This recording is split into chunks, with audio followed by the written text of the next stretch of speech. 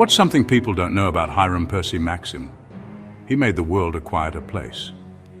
Born in 1869, Hiram Percy Maxim wasn't just an inventor, he was a pioneer. Known as the father of the suppressor, he revolutionized firearms by inventing the first effective silencer in 1902.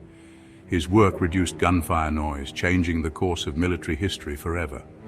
Want more on notorious figures who shaped our world? Hit subscribe.